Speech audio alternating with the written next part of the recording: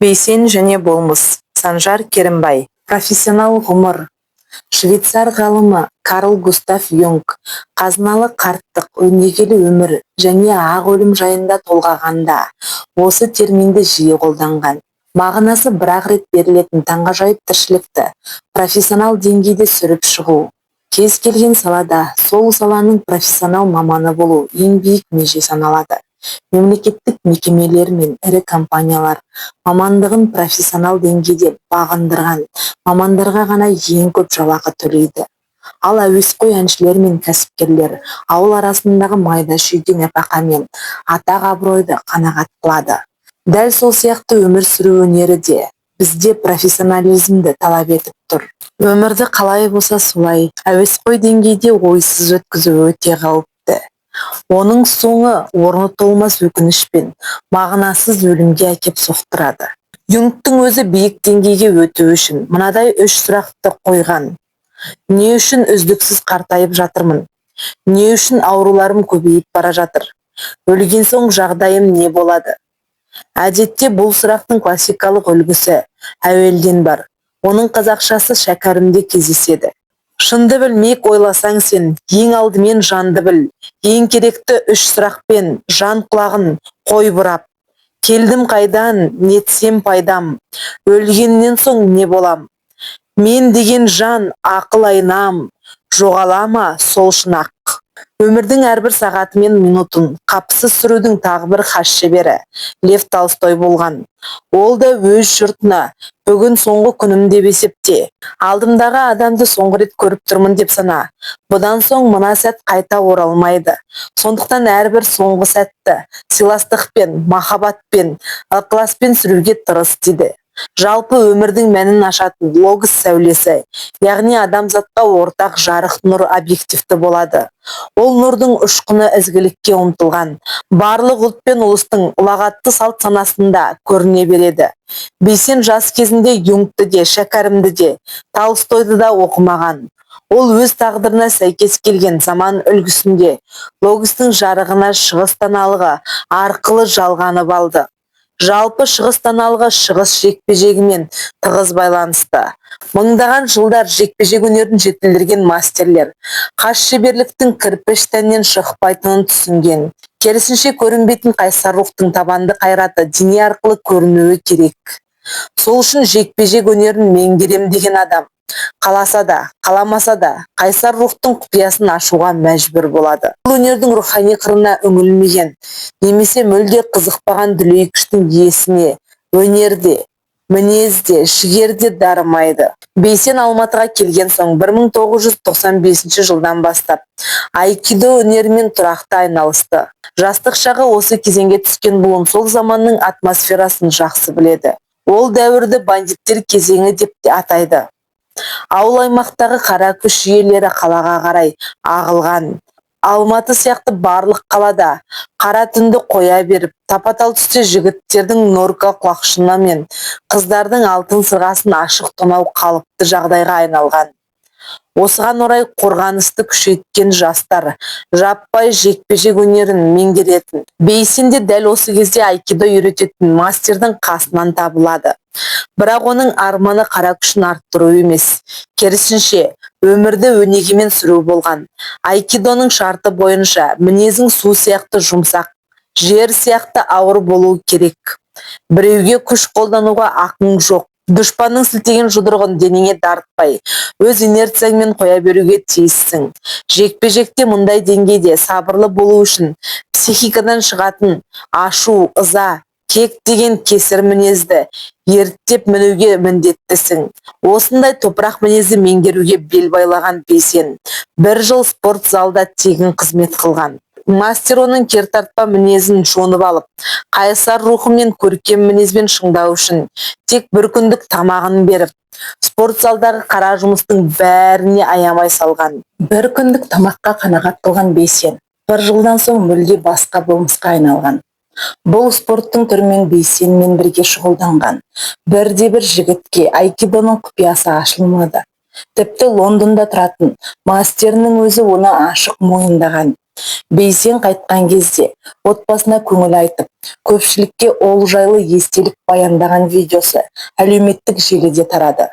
Бейсеннің айкидоны шебер меңгеруі қара күшке тәуелді емес. Негізгі құпиясы рухтың қалауын қалайда жүзеге асыру. Адамға ақыл дарытып тұрған рух шұғыласы. Бұл дүниеге бір сәтте байланбайды. Сауыққан рух кез келген сәтте келген жағына кетіп қалуы мүмкін екенін қаперінен шығармайды. Бушидоның заңы бойынша айкидошы күніге төсекке жатқан кезінде әрбір күнін соңғы күн деп есептейді. Таңда кірпігін ашқанда, бүгін маған соңғы рет өмір сүріп қалуға тағы да мүмкіндік беріп тұр. Кешке өлемін, оған дейін өмірдің ең маңызды істерін атқаруға міндеттімін деп кіріседі. Одан бөлек сол күні серіктес болған кез келген кісіні соңғы рет көріп тұрмын деп тек қана сүйіспеншілікпен сұхбат құрады. Осы кредоларды жылдар бойы жаттығумен бойына сіңірген Бейсен профессионал өмірге қадам басқанда адамшылық қағидаларын бейсаналы түрде барынша шынайы орындайтын халге жетті. Онымен жолдас болған, сырлас болған барлық қазақ Бейсеннің осы қасиетін бірден аңғаратын. 2019 жылы оған қаралы диагноз қойылғанда паникаға салынған жоқ. Өмір бойы жасап келген күнделікті жаттығуының жалғасы сияқты қабылдады. Ол онсыз да әр түнді бұл менің соңғы түнім деп ажалды қорықпай күтіп алуға дайын отырған. Өлім үрейінің өзінен үстем түсіп, сана сезімін билеп төстеп кетуіне иненің жасуындай шанс қалдырған жоқ. Осы жеңісті сәтті ол онсыз да ұзақ күткен еді. Бейсен шығыс жекпе-жегінің физикалық техникасымен ғана әуестенген жоқ. Ол оның философиясына, ішкі мәніне үңілуге тырысты. Әсіресе саналы тіршілік, сезімталдық, дәл қазіргі сәтті сезіну сияқты ұстындарына мұқият болды. Яғни әр қадамға, әр қимыл әрекетке саналы түрде бару, соған машықтану, бір істі қолға аларда кездейсоқтық пен сәттіліктен гөрі саналы пайымға көбірек сенім арту. Бірақ бұл үшін адамға жауынгерлік халі керек. Бұл философияны философ, экзистенциалист, ғалым Пауль Талихте қоштайды. Әркез жауынгер халінде жүрмеген адамнан адамдық күтпеңіз дейді. Ұрыста алаңға жиі шығатын жауынгер кез келген сәтте өлім құшуы мүмкін екенін біледі. Ажалымен әр күні бетпе-бет келе берген соң, одан жан түршіге қорқудан қалады. Есесіне әр қимылына мұқият болуы керек екенін ұғынады. Өмірдің уақытша құбылыс екенін біле тұра, оған самарқау қарамайды. Додзоге кірген Бейсеннің мүлде бөлек кейпіне еніп, өзгеше халге түсетінін қасына ерген серіктері жиі айтады.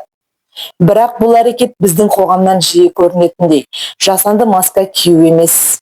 Жаттығу алаңына кіріп, үнсіз Мокусаға отырғанда өзін мен журналист Бейсен емеспін, өмір мен өлім үшін айқас алаңына шыққан сарбазбын деп қайрайды. Және тура солай болады. Додзё де қабылдайды. Шайқас алаңына шыққанда арқасы қозып, әруағы көтеріліп, жауын жапырып өтетін баяғының батырлары сияқты кейіпке енеді. Бірақ Бейсеннің Мокусосы тек додзёге емес, өміріндегі кез келген рөлге қатысты қолданылады. Студияға шыққанда ол журналистика майданының хас батырына айналып шыға келеді. Дос-жаранмен дидарласса, одан артық дос жоқ.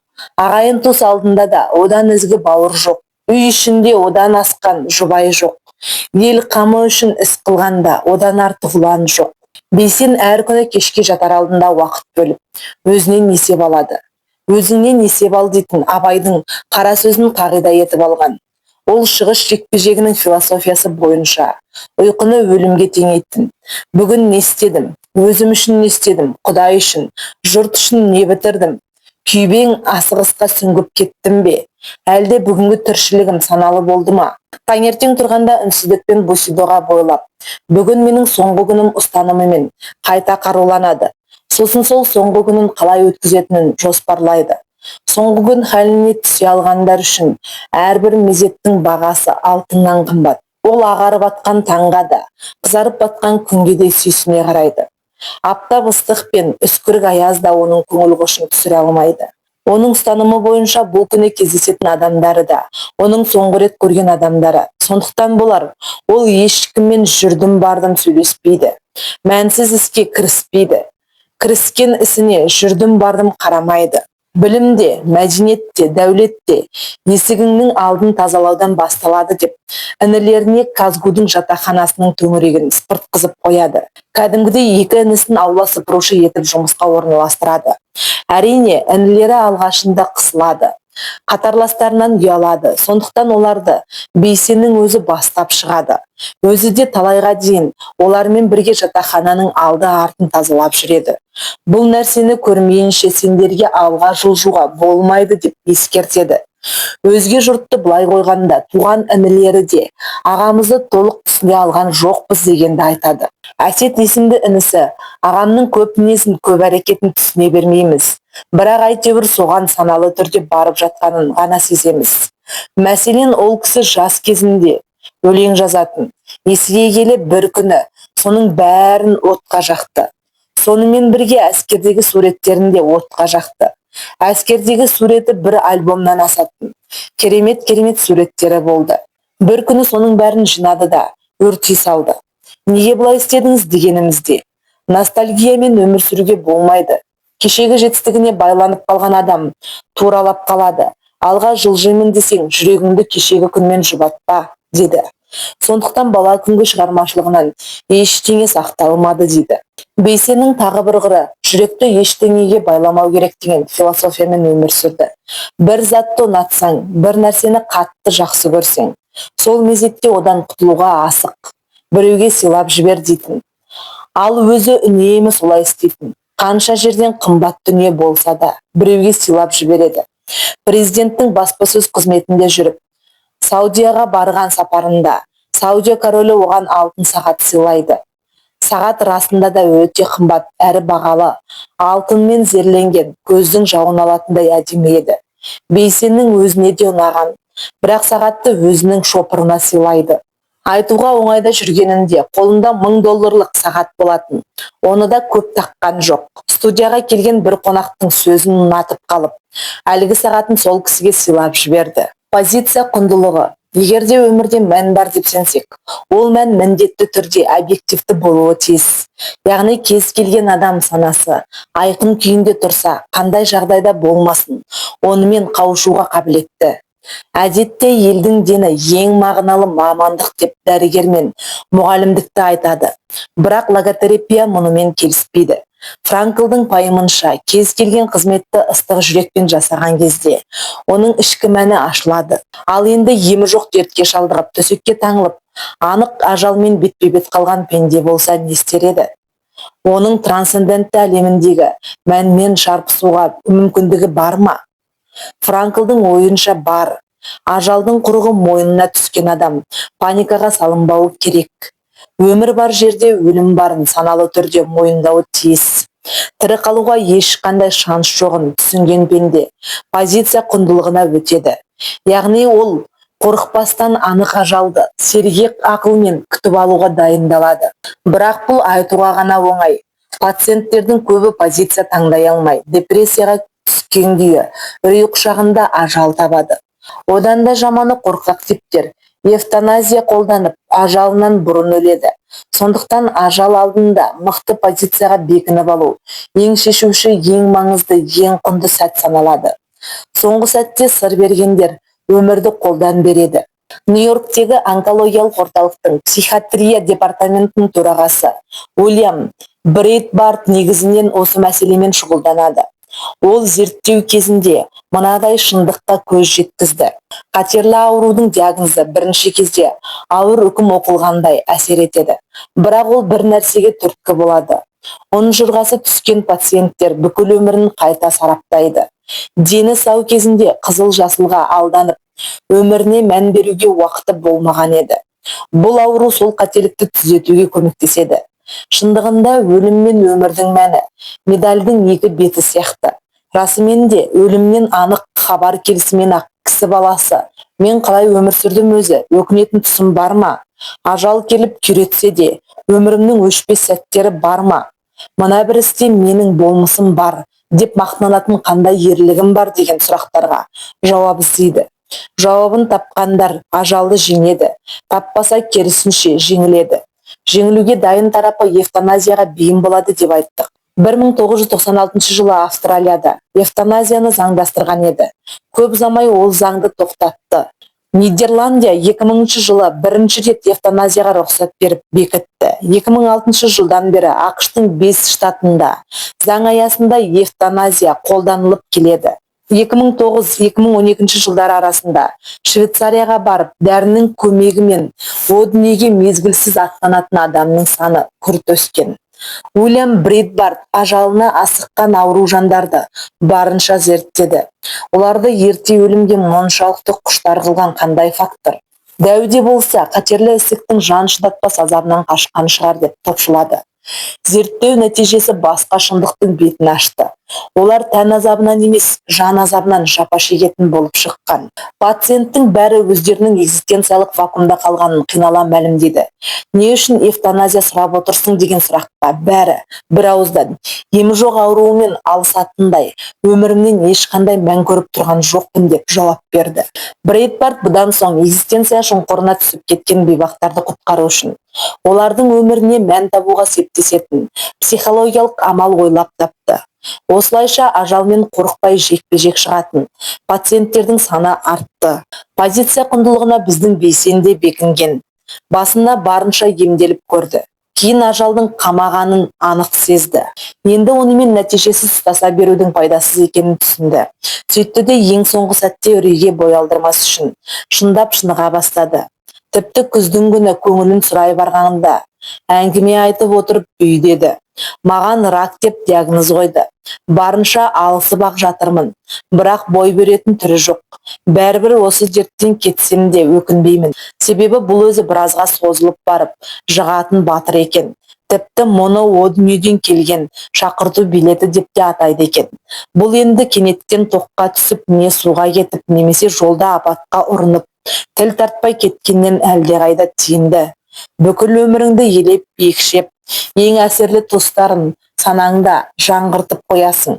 Алланың берген осы аз уақыт өмірінде не істедім, кімге қандай жақсылық жасадым, жақсы адам болдым ба, мүлт кеткен жерім болып па еді, ренжіткен кісің болса кешірім сұрайсың, қимастарың болса қоштасасың. Өткенде ағайын туысты түгел жинадым, ауыр диагнозымды естірттім, тағдырдың дегені болады, жылап сықтап паникаға берілмеңдер дедім. Әне бәйбішем шай құйып отыр, оған да ескерттім, шашыңды жұлып бетіңді жыртып жылаушы болма, қандай қайғы болса да қайыспай көтересің деп қайрадым. Сүрген өміріме өкінбеймін, қайда барсам да төрде отырдым, бір өзім 5 адамның өмірін сүрдім. Дерт бейсеннің тәнін қанша қинаса да сыртқа білдірмеді. Қайсар рухын қарсы қойып, сырқаттың салқынын рухани қабатына өткізбеді. Қал сұрай келген жұрттың бәріне баяғы қалпыша тіл қатты. Өзінің қайғысын өзге бір адамның көңіліне қылау етіп түсірмеуге тырысты. Бірде мынадай бір оқиға болды. Медет деген жігіт өзінің отбасымен бірге Талдықорғанға сапарлап барып қалады. Жолай Бейсен ағасының көңілін сұрау үшін үйіне соғады. Бейсен бұл кезде төсек тартып жатқан еді. Медеттің келгенін естіп, орнынан тұрады. Баяқша құшақ жайып қарсы алады. Әңгімелесіп хәл жайын білген соң, аға, рұқсат болса жүрейін. Мәшинеде келініңіз бала-шағамен күтіп отыр еді. Өзіңіздің хәліңізді біліп, көзбен көріп кетейін деп келіп едім, дейді. Бейсен, әй батыр, ол не қылғаның? Келінді бала-шағаны шақыр үйге кірсін, дейді. Медет қысылып, аға, ауырып жатқан соң сізге салмақ салмайық деп ойлағанбыз. Тәуір болған соң арнайы келейік, дейді. Бейсен көнбейді. Қояр да қоймай Медеттің бала-шағасын үйіне шақырып, дастархан жайғызып, қазанға ет салдырады. Таңғы 10-да келген қонақпен бірге 17:00-ге дейін дастарханда тапжылмай отырады. Медеттің қыздарымен сөйлесіп, олардың армандарын тыңдайды, ағалық ақылын айтады. Бейсен аға сол кезде ауырып төсекте жатыр еді. Дерті сай сүйегін сырқыратып жатса да, қыңқ деген жоқ. Құдды бір ештеңе болмағандай сөйлесіп отыра берді. Балалардың тақпақ жыр қиссасын тыңдады. Бізді көріп ауруын ұмытып кеткен екен деп ойлады. Сөйтсем ол кісі тәнді қысып жатқан дертіне позиция ұстап, бізге білдірмеуге тырысыпты ғой, дейді Медет. Адамның басқа түскен дертке позиция ұстай алатын қайсар рухын мына бір хикаяда әдемі жеткізеді.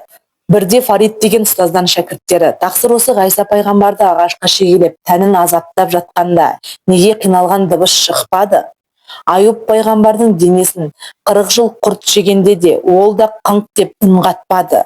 Біздің денемізге кішкене дерт тисе неге жанымыз көзімізге көрінеді дейді. Фарид жанында өсіп тұрған жаңғақтың піспеген бір жасылын алып шәкіртіне ұсынады да: мына жаңғақтың ортасындағы дәнін бүлдірместен шағып бере аласыңдар ма дейді. Шәкірттері мүмкін емес екенін айтады. Ал піскен жаңғақтың дәнін бүлдірместен шаға аласыңдар ма деп сұрайды ұстазы. Әрине тақсыр, піскен жаңғақтың жөні бөлек дейді шәкірттері жамырап. Әне, көрдіңдер ме? Жаңғақ піскен кезде оның қабығы мен дәні іштей бөлініп тұрады. Тек сыртқы көзге ғана тұтас болып көрінеді. Ал шикі кезінде сырты да, іші де жұмсақ болады. Сол сияқты рухани ұстыны әлсіз адамдар шикі жаңғақ сияқты күй кешеді. Тәніне түскен ауырлықты жанына да дарытып алады.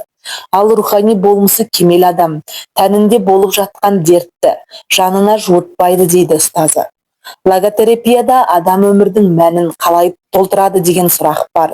Виктор Франкл бұған 3 түрлі жолды ұсынады. Біріншісі жасампаз құндылық, яғни адам дені сау кезінде өзінің іс-әрекеттерімен артында өшпес із қалдырады. Екіншісі сезім құндылығы, табиғаттың таңғажайып көрінісіне назар салып, кеудесін сезімге толтырады. Үшіншісі позиция құндылығы, төсекке таңылып, ажал тырнағына ілінген сәтте өлімді абыроймен күтіп алуға бекінеді. Ажалды қорықпай қарсы алу қайсар рухтан шығады. Ондай адам өмірге босқа кеп, босқа өліп барамын деп қайғырмайды. Оның ажалмен тіресуі шешуші сәт. Соңғы сағаттағы қайсарлық өмірге мәнді артады. Қайғы мен қасіреттен тапқан мән бәрінен де құнды, бәрінен де қымбат. Осы форманы Бейсеннің өміріне салсаңыз, оның санаулы ғұмырды қалайша мәнге толтырғанын көресіз. Дені сау кезінде жатпай тұрмай ел үшін еңбек етті. Артына өшпес із қалдырды. Жұмыстан қолы сәл босаса, табиғатты аралауды әдетке айналдырды. Қоршаған ортамен сырласқанды ұнатты. Күннің бозарып батқан мен қызарып батқан сәтін тамашалады. Жаңбыр жауса, әр тамшының тырсылына құлақ түрді. Сарғайып, үзіліп түскен жапырақты қызықтады. Өзен бойында отырып судың арқырап аққан шуылын тыңдады. Көкірегін табиғаттың сан алуан кереметімен толтырды. Өзін алып табиғаттың бір бөлшегіндей сезінді. Сосын да шығар табиғатты аялауды, айналасын таза ұстауды жаны сүйіп тұратын. Соңғы ажал сәтінде өз дертіне позиция ұстап, өлімді абыроймен қарсы алды. Бейсен үшін әдемі өліммен үлгі болған 2 адам бар еді. Бірі өзінің атасы, өлетінін алдын ала сезіп, жуынып, шайынып, дайын отырады. Екіншісі енесі, жұбайының анасы, аты жаман аурудан дүние салады. Бірақ ол кісі де өлетін шағын алдын ала сезіп, дайындалады. Өзінің киім-кешегінен сақина сырғасын кімге тәбәрік етіп беретінін белгілейді. Сандығындағы ақ маталарды көзі тірісінде үлестіреді. Қазаға деп сойылатын малды сайлайды. Тіпті өлетінен бір күн бұрын келіндеріне бауырсақ пісіртіп қояды. Ертең арғы дүниеге аттанып кетіп жатсам, сендердің жылап сықтап жүріп, дастархан жаюға мұршаларың болмайды. Қазамды естігенде бірінші боп мына көршілер келеді. Дастарханнан дәм татпай кетпесін дейді. Айтқандай ертесіне ел жұртымен бұқылдасып, қоштасып, ақиреттік сапарға аттанады. Енесінің ақ өліммен ажал құшқан сәтін естігенде, Бейсен, не еткен әдемі өлім, адамдарда осылай өле алады екен ғой деп таң қалыпты. Нарративті психология, болмыстың нақ өзегін немесе эссенциясын тап басып, ұстап алу оңай емес. Бұл адамды барғып тұрған, өзгермейтін өзегі бар ма, жоқ па? Бар болса ол қайда тұр және немен анықталады? Осыған орай психологияның бір саласы, нарративті психология деген атпен жаңа салаға айналды. Бұл болмыстың уақыт құбылысын қаншалықты дұрыс қабылдап, қаншалықты еркіне бағындырғанына байланысты. Бұл бағындыру міндетті түрде ғаламдық маңызы бар, мағыналы бір іспен қатынасты болуы керек. Сондықтан бұл іс бұрынғыдай бас көзіне көрініп тұратын нәрселермен есептелмейді. Керісінше оның белсенді әрекетіне тәуелді болады. Ең қызығы болмыс өз тарихын өзі жазады. яғни басынан кешкен тарихи сәттің бәріне өзі субъективті мағына дарытады. Дарыған мағына үзіп-үзік болмайды. Олардың бәрі ғайыпта тұрған объективті мәннің тізбегі болып түседі. Осы тізбек түзілгенде болмыстың эссенциясы анықталады. Яғни Бейсен деген кім деген кезде ол мынау деп ауыз толтырып айтатын тарих пайда болады. Сондықтан да бұл саладағы ғалымдар менің кім екенімді білгің келсе, менің жеке басымның тарихымен таныс деп айтады. Өз тарихын өзі құраған адам, оны жай ғана оқиғалар хронологиясына қарап құрамайды. Ол өткен оқиғаның мағыналық тізбегін қуалайды. Себебі бір ситуацияның мәнін дәл тапқан кезде оның логикалық жалғасы келесі ситуацияда қайта шығады. Осылайша бір-біріне өріліп кете береді.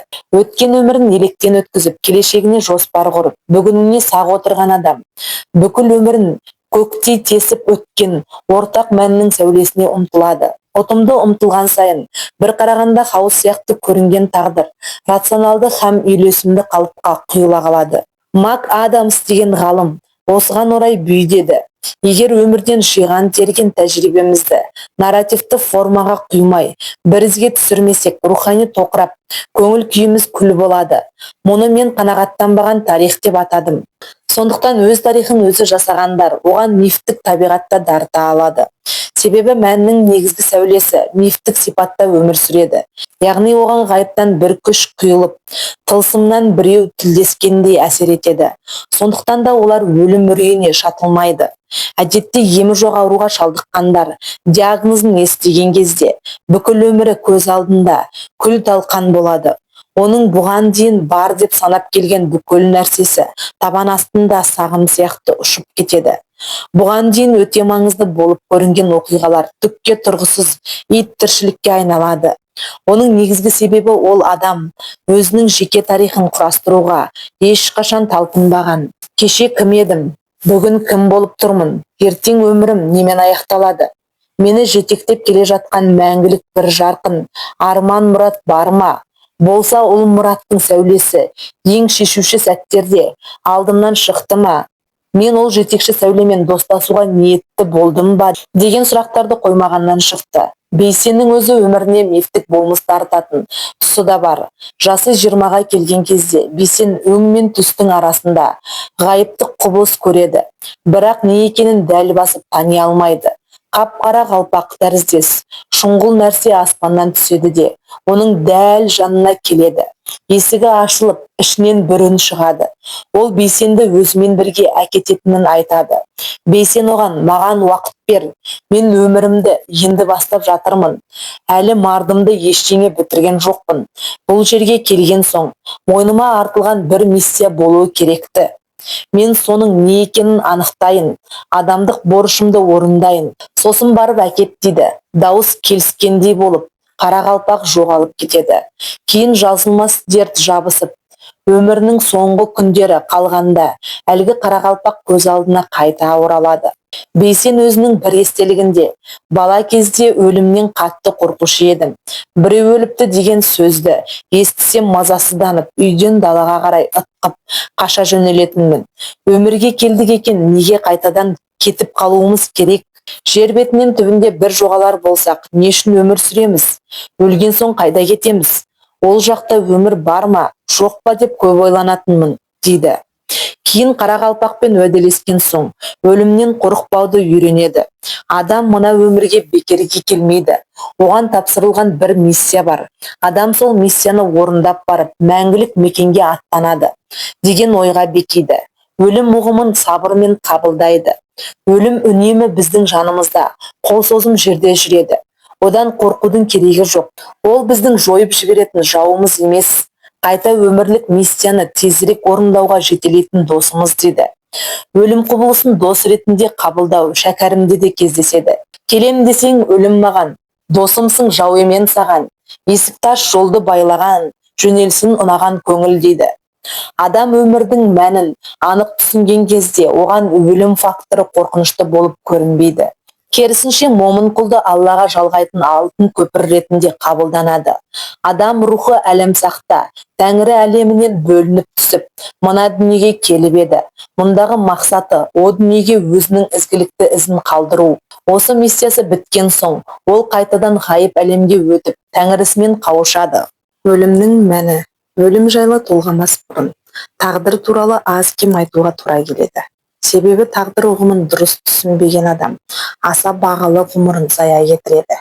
Егер кісіге тағдыр әуелден анықтап қойылған, артық арпалыс не керек, не істесең де тағдырдың дегені болады. Одан да тағдырдың ырқымен тыныш өміріңді сүріп кете бер, деп фатализм дертін жұқтыратын болса, ол өмірінен түк те пайда ала алмайды. Биологияның заңына толық мат алып, өрмекшінің торына түскен шыбындай, тызақтап мағынасыз өледі. Тағдырдың дұрыс анықтамасы былай болса керекті. Тағдыр сенің ерік қалауың араласа алмайтын тәңірлік аймақ. Оның айқын көрсеткіші еріксіз туу және еріксіз өлу. Осы екеуінің ортасында тіршілік деп аталатын өмір тақтасы жатыр. Бұл тақтада тағдырыңды қалауыңша сомдауға берілген ерік, жігер, таңдау, қалау, шешім қабылдау, қайраттану, сілкіну, ояну, жауапкершілік арқалау сияқты феномендер сыңсып тұр. Осыларды қолдану арқылы бәсіңді не арттырасың, не жоқтыққа сіңіп құрисың. Өз тағдырыңды өзің жасауға ерікті екеніңді мынаған қарап-ақ білесің. Не үшін сен дарасың? Не үшін сенің түрің, көз жанарың, дауысың, саусағыңдағы із, мінез құлқың қайталанбас элементтермен толып тұр. Ерік қалауың жоқ болса, Тәңірі тағала мұншама даралықты бір басына не үшін үйіп төгіп бере салды? Осының өзі құлым, мен сені ерекше сипатпен жараттым. Енді осыған ие бол, ешкімге ұқсамайтын таңғажайып тағдырды сомдап шық деген ишара. Енді мынадай сұрақ туады. Егер өлім келіп бәрін жоятын болса, онда мұндай арпалыс не керек?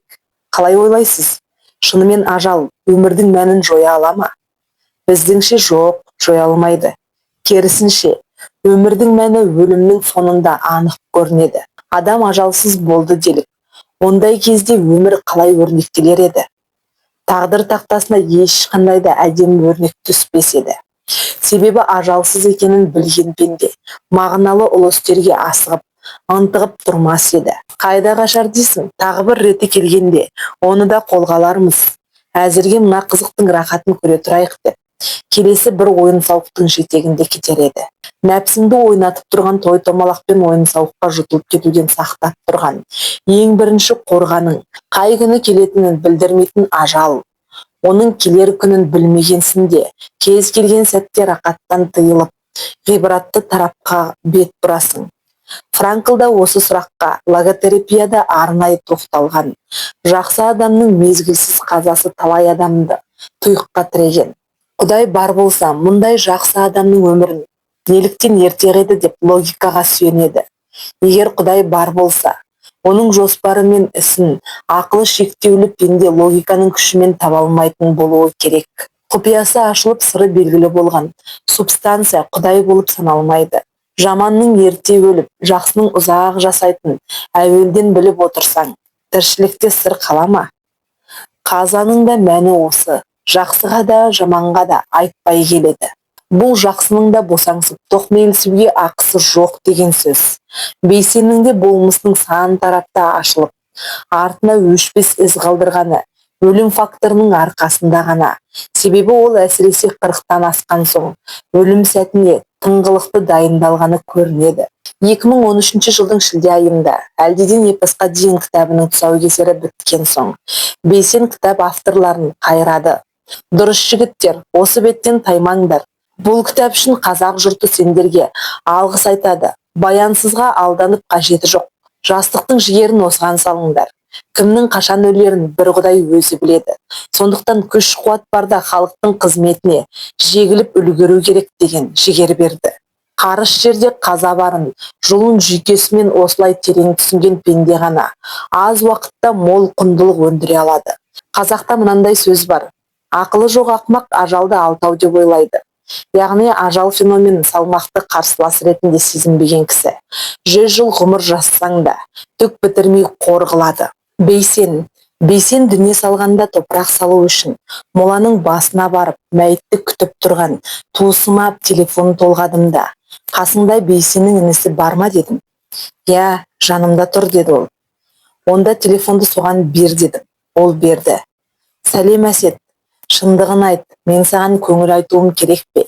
Әлде сен маған көңіл айтуың керек пе? Деді. 4-5 секунд үнсіздік орнады. Жүрегі езіліп жылап тұрса да, ол өзін бір сәтке жинап алды да. Иә, дұрыс айтасыз. Негізі мен сізге көңіл айтуым керек. Досыңыздың иманы саламат болсын.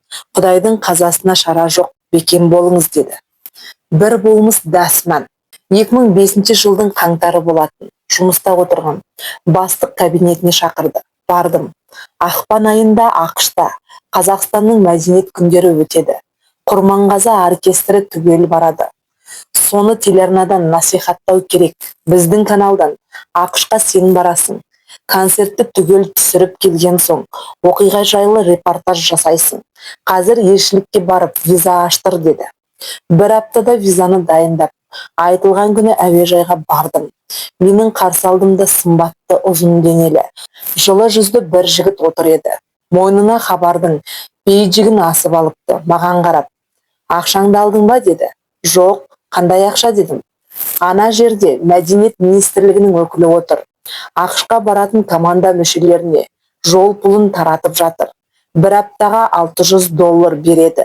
Бар да тиесілі ақшаңды алып ал. Айтпақшы, танысып қояйық, менің атым Бейсен Құранбек. Хабардың тілшісімін, деп қолын созды. Шетелге іс-сапарға жиі шығып, әбден ысылғаны көрініп тұр. Жол бастап бәрін түсіндіріп, маған үйретіп жүр. Ертесіне Вашингтоннан бірақ шықтық. Бір апта жұбымыз жазылмай бірге жүрдік. Өзі аңқылдаған ақ жүрек екен. Бірақ ерекше қабілеті көрінбеді. Қатардағы журналист болып жүрді. Бір аптаның ішінде дос болып үлгердік. Елге келгесінде анда-санда хабарласып, хәл сұрасып тұрдық. Бір күні хабарлассам, Алматыда емеспін. Қызметім өсіп, Талдықорғанға басшы боп көшіп кеттім, деді. Осыдан соң мен оны тіпті ұмытып кеттім десе де болады. Мықтыны мойындау. 2013 жылдың 1 қаңтарында Тараздағы кластасым телефон толғап: «Сәке, кеше Қазақстан каналының жаңа жылдық хабарын көрдіңіз бе?» деді. «Жоқ, мен мүлде ТВ қарамаймын». «Не болды?» дедім. «Баяғы Бейсен досыңызға риза болдым». «Не үшін?» «Ол кеше, негізі бүгін мына студияда ғалым Боқаш сияқты басы алтын азаматтар маңдайы жарқырап, жұртқа шабыт сыйлап, елді құттықтап тұруы керек еді. Өкінішке орай, олар мұнда жоқ. Сондай мықтылар болмағасын, мен сияқты жаман жәутіктер амалы жоқ елдің алдына шығуға мәжбүр», деді. Мынауың топырақ сипат нағыз мұсылман екен. Сонда Бейсен өзінен мықтыны елдің алдында ашық мойындап, онымен қоймай, Боқаштың атын эфирден өткізіп жіберген бе? Мүмкін емес. Ондағы басшылық ғалымның атын естісе, инфаркт алып, жүрегі қысылып, өліп кетуші еді ғой. Ол мұны қалай жасаған? Өз құлағыммен естідім. Дәл солай, деді. Құреке, егер Бейсен расымен сүйдесе, онда бұл бала тегін емес, қасиет қонған әулие болу керек. Келешекте мұның моласына түнеген әйел, бай бөрінің бәйбішесі, сап алпамыстай ұл табады, дедім.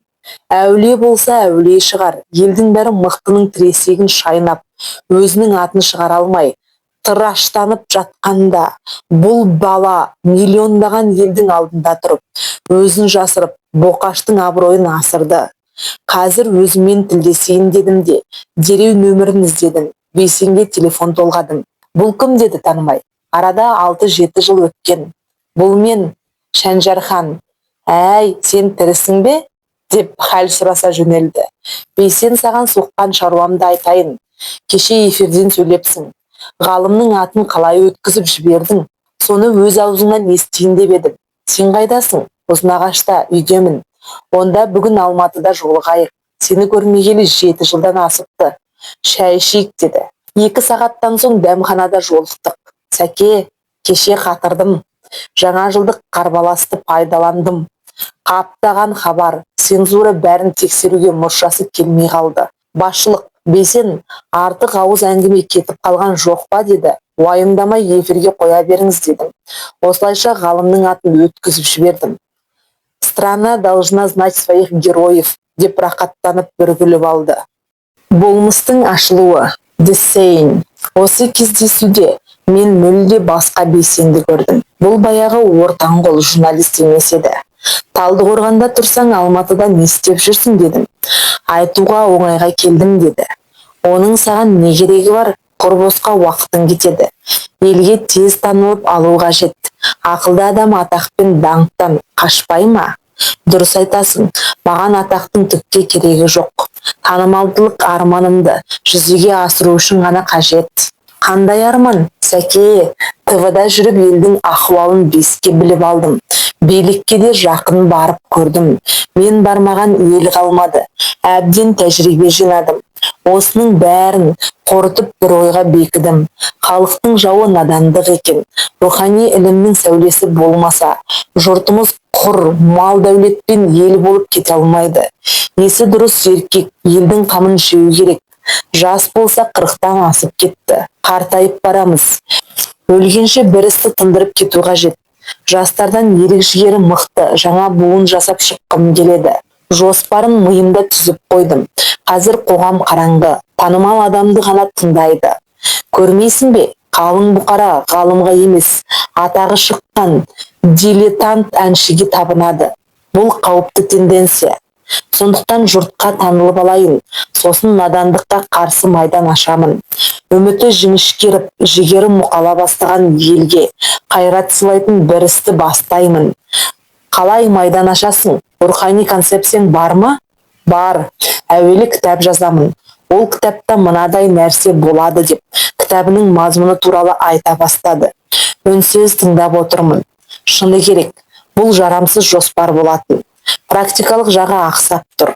Ал бұл істі адвокат Абзал Құспан қолға алып, жұмыс жүріп жатқан, бейсен сөйлеп болғасын бүйдедім. Бейсеке, ниетіңіз тамаша, бірақ идеяңыз нашар. Неге? Несі жарамайды?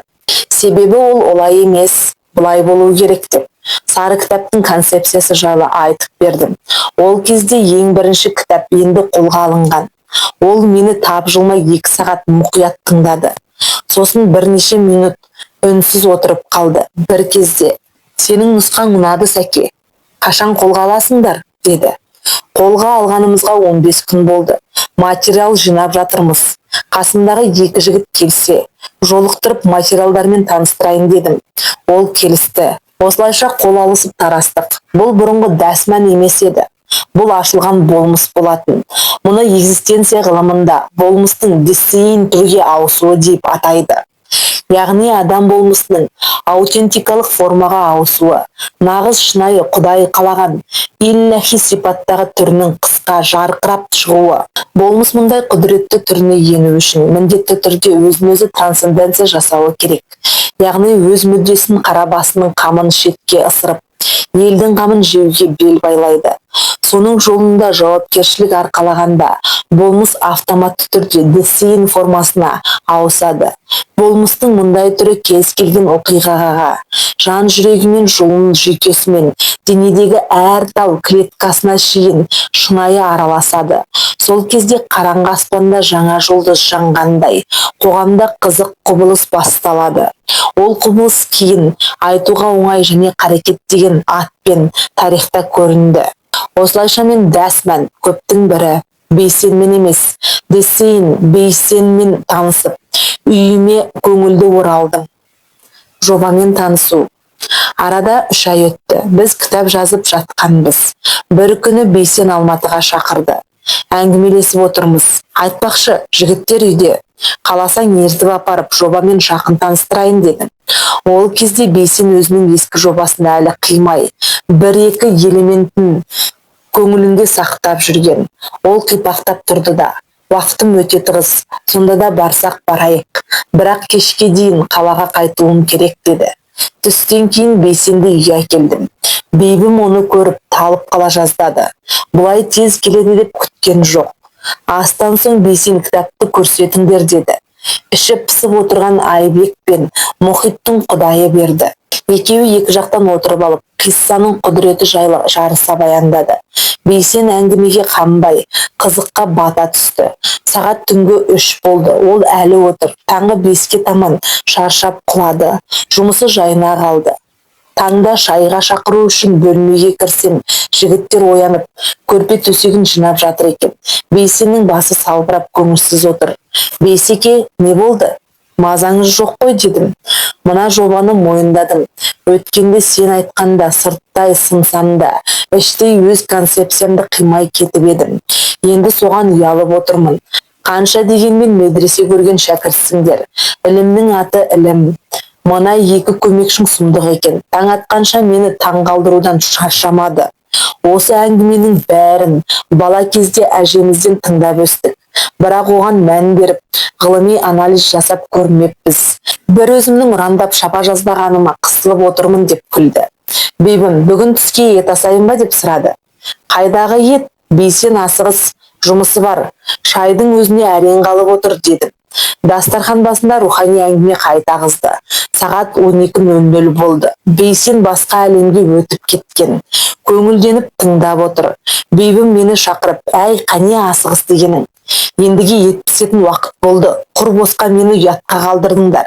Енді тездетіп палау пісірем деді де асқа кірісті. 2 сағаттан соң палау келді. Әңгіменің темпі түскен жоқ. Бейсен алдына ыстық ас келгенін де байқамады. Бұқар палауы мен күрең шайды сораптап қойып, әңгімені соғып отыр. Бір кезде сағат 16:00 болғанда ғана сағатына қарап таң қалды. Әй жігіттер, сағат 4 болыпты. Менің бүкіл жұмысым жайына қалды. Қалаға барайық, менімен бірге жүріңдер. Қалаға жеткенше тағы да сұхбат құрайық. Сосын сендерге керек жарақ кітаптар әперем деді. Үшеуміз оның көлігіне жайғастық. Көзді ашып жұмғанша қаладағы кітап дүкеніне жеттік. Бейсен, қандай кітап керек, алыңдар, бағасына қарамаңдар деді. Екі нөкерім көздері жайнап шыға келді. Қалың кітап ішіне аш қасқырдай жалаңдап кіріп кетті. Бір кезде кітаптарды тау қылып үйіп қойды. Бейсен ақшасын төлеп, мен жұмысқа кеттім. Кітапты тезірек бітіріңдер. Бұл енді ортақ жобамыз деді. Біз кітапты арқалап үйге қайттық. Ат қою. Кітап жазылып бітті. Бірақ аты жоқ. Метіркесі алынбаған нәресте ұқсап. Электронды кейіпте, компьютерде тұр. Бейсен бұл іске асқан ұқыптылықпен кірісті. Талдықорғаннан арнайы келді де. Асықпа сәке, бұл мәңгілікке қалатын жоба. Өзім білемдікке салынуға болмайды. Мозговой штурм жасау керек. Көзі ашық достарының бәрі кітапқа ат қоюға қатыссын. Қандай есім бар, бәрін ортаға тастасын. Ішінен ең мықтысы сүзіліп шығады деді. Соның дегені болды. Бәріміз жан-жақтан жамырап, ойымызға келген атауды ортаға лақтырып жатырмыз. 50-ге жуық есім жиналды. Ертесіне келісім бойынша Дидахмет ағаның алдына барып тізімді тастадық. Жазушы ағамыз көп ойланып жатпастан, әлдеден эпосқа дейін деген ат көзіме оттай басылды. Кім қойса да атауды қатырыпты деді. Осылайша Бейсен сол атауды мәңгіге бекітті. Алғашқы кітаптың презентациясы ғалымдар үйінде өтті.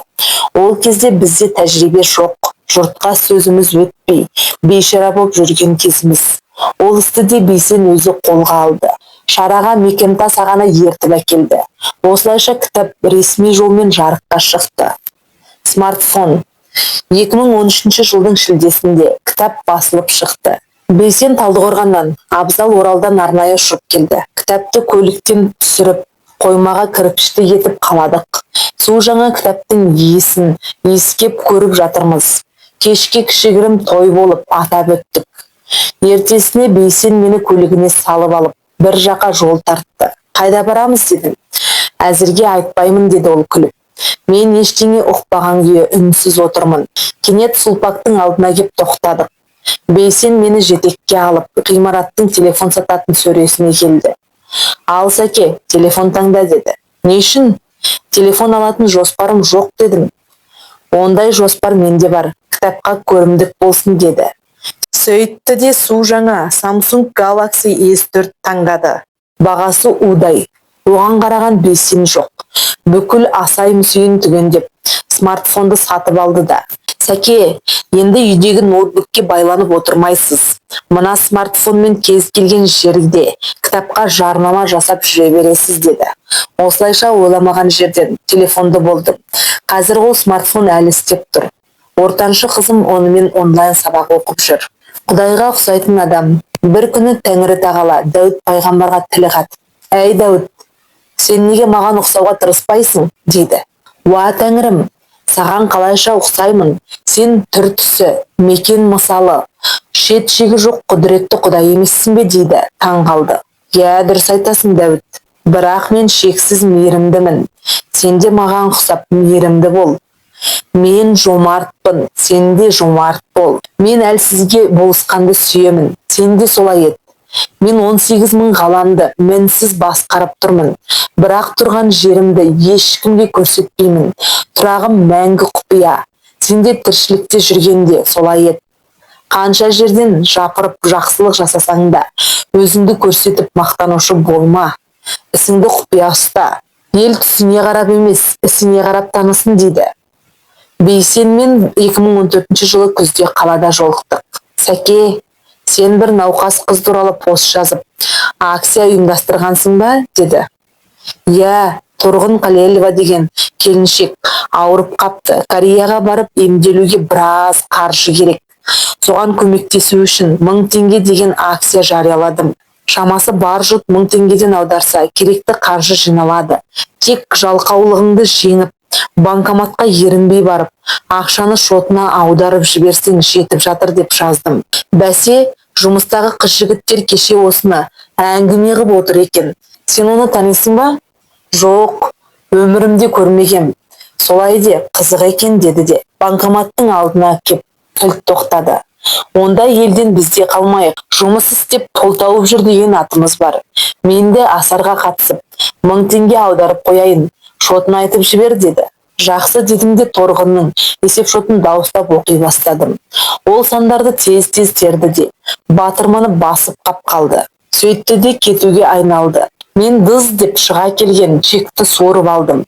Қарасам 100 000 теңге аударылды деп жазылып тұр. «Бейсеке, қателесіп кеткен жоқсың ба?» дедім аузым ашылып.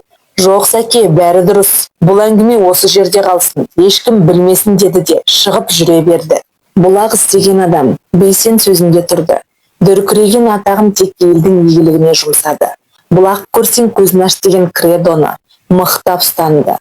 Қысым көрген талантты кісіні Айтуға оңайдың студиясына шақырып, өнерін елге паш ету арқылы қысымнан құтқарып қалатын. Бір күні аса талантты бір танысым хабарласты. Өз саласының майталманы еді. Надан басшылары таланттың тіресегін қию үшін қорқаулар сияқты оны жан жағынан қамап келе жатты. Ол менен көмек сұрады. Дереу Бейсенге жолықтырдым. Ол мұндай қорлыққа шыдап тұра алмайтын. Айтуға оңайдың бір хабарын дереу соның саласына қарай бұрып жіберді. Әлгі дарынды жігітті сол хабарға эксперт етіп шақырды да бүкіл талантын елге танытты. Аз уақыттан соң ол қысымнан құтылып, жұмысында қауіпсіз позицияға бекініп алды. Ол қазір елдің игілігіне еңбек етіп жүр. 2014 жылы «Салт дәстүр сөйлейді» кітабын жазып жатқанда негізгі материалды этнограф Болат Бопайұлынан алдық. Бірақ Болат ағамыз жұмыссыз қалып, қаржылық қыспаққа түскен еді. Іске тағы да Бейсен араласты. Бүкіл беделін салып, Болат ағаға арнайы штат ашып, шұғыл түрде жұмысқа алып, жоғары жалақы төледі. Болат ағаның төтемен жазылған бүкіл қолжазбасын кирилл әріптеріне түсіретін арнайы адам жалдап, компьютерге тергізді. Теруші қызға өз қалтасынан жалақы төледі. Осылайша ғалымның еңбегі жарыққа шығып кетті. Қазақ сауатты жұрт болуы керек деген позициямен Бейсен әр саладағы таланттарды жұртқа танытудан шаршамайтын. Тіпті Айтуға оңайдың форматына келмесе де қиыннан қиыстырып жарыққа алып шығатын. Бір күні қаладағы жақын туысымның үйіне қонаққа бардық. Бейсен үй егесінен: «Аға, сіздің кәсібіңіз не?» деп сұрады. Ағамыз: «Мен каратэмен шұғылданамын. Басқа жұмысым жоқ. Бүкіл өмірім тек спорт залда өтеді» деді. «Окинаваға барып сабақ алдыңыз ба?» «Иә, сондағы сенсейіме жыл сайын барып, 2 апта үйінде жатып, жаңа катаның түрлерін үйренемін». «Мәссаған, мен де бұрын айкидомен шұғылданғанмын. Окинаваға барып сенсейден сабақ алғам. Кейін қолым тимей тастап кеттім. Нағыз қазақ жігіттеріне керек бекзат өнер. Мұны ел білуі керек. Мен сізді хабарыма шақырайын. Өнеріңізді паш етейік. Маған жарнаманың керегі жоқ. залым онсыз да толы. Каратеге қызығатын жастар жетеді. Жоқ, оны байқадым. Жарнама сізге емес, жұртқа керек. Елдің танымы кеңісін. Сіз өзіңізді емес, елді ойлаңыз. Қарапайым болам деп елдің алдына шықпайсыз. Соның кесірінен халық надан болып қалады. Бұл дұрыс емес. Өзге жұрттың жақсысын елімізге көрсетейік, дәріптейік деп қолқа салып отырып алды. Спорт залға әбден үйреніп, студия десе мазасы қашатын ағамыз қанша жерден қашса да, Бейсен оны ақыры көндірді. Осылайша Жапонның бекзат өнерін меңгерген қазақ жастары айтуға оңайға топырлап барып, елге насихат жасап қайтты. Жүрген жері той. Аузы дуалы бір қария Бейсенге балам, жүрген жерің той болсын деп бата беріп, сол батасы өтіп кеткен болса керекті. Соңғы 7 жылда Бейсенмен 5-6 рет үлкен тойда бірге болдым. Бейсен барған жерде той ішінен той пайда болады. Ойбай, несін айтасың? Осы тойға Бейсен келеді деген дақпырт шыққаннан ақ елдің толқуы басталады. Олар расымен де осы бір таңғажайып адамды жақыннан көріп, суретке түсу бақытына қол жеткізе алар ма екенбіз деп қобалжиды. Бейсен кіріп келгеннен ақ елдің назары асабаға емес, Бейсенге ауады. Бір кезде оған сөз беріледі. Болды. Одан соң ол орнына қайта барып отырмайды. Себебі онымен суретке түсетін адамдар ұзын сонар кезекке тұрады. Ол бергі жағы баламның аузына түкіртіп аламын дейтін әйелдер өз алдына жамағат боп, бұрышта жиналып тұрады. Ал содан соң сол жерде салт дәстүр басталады. Біреу бөпесінің түріне, біреу аузына түкіртіп, қырылып жатады. Кейде қызды-қыздымен оның соңы тұсаукесерге дейін кетіп қалады. Той біткенде ол да тік тұрып, елмен бірге суретке түсіп бітеді. Аса ақылды кісілер оған жан ашыған боп, Бейсен, сен кім болса сонымен суретке түсе берме, қадірің кетеді, өзіңді биік ұста деп талай рет ақыл айтты. Бейсен ондай ақылды құлағына қыстырған емес. Оның халыққа жақын болғаны сонша. Екінің бірінің қолында Бейсенмен түскен суреті жүреді. Қазақ рыцары 2014 жылы шет тілін үйрену үшін 3 айға Европаға кеттім. Бір күні сабақта сыни пайыммен ойлау жайлы әңгіме болып кетті. Пол есімді мұғалім маған қарап, сен осы Дэвид Аттенборо деген кісіні танисың ба деді. Танимын дедім. Кім ол? Ана BBC-де деректі фильм түсіріп жүретін табиғаттанушы ғалым ғой. Иә, қазір әбден қартайды. Бірақ әлі де сол ісімен шұғылданады. Англияның әрі сыншыл, әрі міншіл, кірпияз жұртының улы тілі соған ғана жүрмеді. Қалайша? Себебі ол өз ісіне адал, елдің көзін ашып, ғылым таратуды мақсат тұтқан тұлға. 50 жылдан асса да, сол кәсібінен кетпейді. Қайбір жылы Британияның патшайымы оны ескі дәстүр бойынша Англияның мүддесіне адал болғаны үшін деп рыцарлыққа қабылдады. Егер біреу Аттенбороның да мынадай кемшілігі бар дей берсе, кез келген ағылшын shut up please деп міншіл мақаудың аузын жауып тастайды деді. Егер осы өлшемге қазақ қоғамын салатын болсақ, сынға ұшырамай бір ауыздан рыцарлыққа қабылданатын жалғыз тұлға Бейсен шығар. Ұлт пен ұлыстың мүддесіне адал қызмет етіп, жанкештілікпен еңбек сіңіріп, елдің бәрін мейіріммен бауырына басқан жалғыз тұлға әзірге Бейсен. Жаназасына қоғамдағы барлық қабаттың өкілдері түгел қатысты. Осының өзі Бейсеннің не діни, не саяси идеологияға ұрынбай, адам сүйгіштік қасиетіне қаншалықты берік болғанын анық көрсетті. Қазақтың досы қазақ. Бейсен қазақтың жауы қазақ деген сыңар езу мәтелді шек көретін.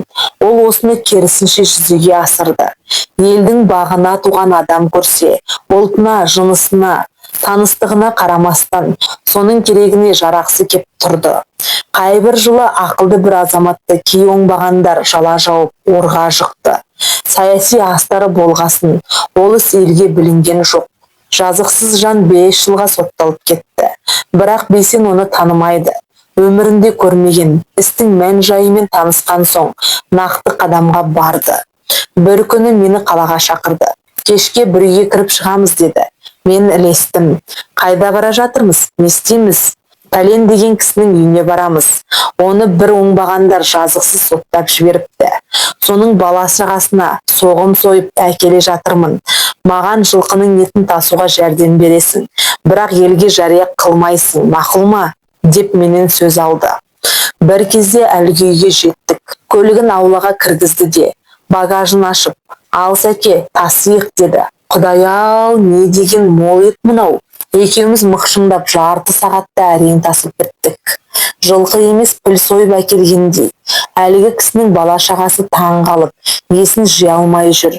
Бейсенге дән риза. Ең қызығы, Бейсен осы салтын 4 жыл бойы үзген жоқ. Жылда Қаракүзде тауда жүрген бір жылқыны сояды да әлгі азаматтың үйіне апарып тастайды. Сотталған отағасы 4 жылдан соң босап, отбасына оралды. Бейсеннің ерлігіне тәнті болды. Екеуі ағайынды бауырдай дос-жаран болып кетті. Ғибратты іс. Бейсен маған бір күні бүй деді. Неге мына қиссалар мен миғражнаманы аудио кітапқа айналдырмаймыз? Өй, оның бас ауруы көп. Бір кітапты ең кемі 2 апта оқисың. Арнайы студия болуы керек. Мына жүрісте оған шама жоқ дедім. Мен бәрін табам, сен тек келіс. Әй, оған арнайы әртіс жалдау керек шығар? Жоқ сәке, ондай сылтау жарамайды. Өзің оқисың. Қазір елдің көбі ақпаратты оқып емес, құлақпен тыңдап алады. Сондықтан мына шаруаны тез тындыру керек. Бейтіп созып жүргеніңде не сен, не мен өліп қалуымыз мүмкін. Ажал айтып келмейді. Үнемі дайын жүру керек. Бір істеп тастасақ мәңгіге қалады. Рақатын ұрпақ көреді. Дені басымыз сау кезде мына шаруаны шұғыл бітірейік деп мені көндірді. Арада апта өтпестен үйге келді. Ал, дайынсың ба? Студия әзір. Сені күтіп тұр. Шарты мынау, 2 апта сол жақта дыбыс режиссерінің үйінде жатасың. Отбасыңның бүкіл ішіп жемі мен шығынын өз мойныма аламын. Қиссаны түгел оқып шықсаң болды, деді де мені алып кетті. 2 сағаттан соң Түзді Бастаудағы үлкен үйдің ауласына кеп тоқтадық. Аға, міне, қиссашыны әкелдім деп, Амангелді деген кісімен таныстырды. Сосын үйді аралап көрсетті. 2-ші қабаттың бір бөлмесі студия екен. Дыбыс жазатын су жаңа аппараттың жетатасы сыңғырлап тұр. Ал мынау жататын бөлмең. Қарның ашса төменге түсіп, ас суыңды дайындап өзің іше бересің. Шаруа толық бітпей үйіңе қайту жоқ. Ұқтыңыз ғой сәке? Я, ұқтым дедім де. Сол жерде қалдым. Бейсен ішім жемнің жетатасын ас үйге үйіп төкті де кетіп қалды. Осылайша 2 апта әлгі үйде қамалып жаттым.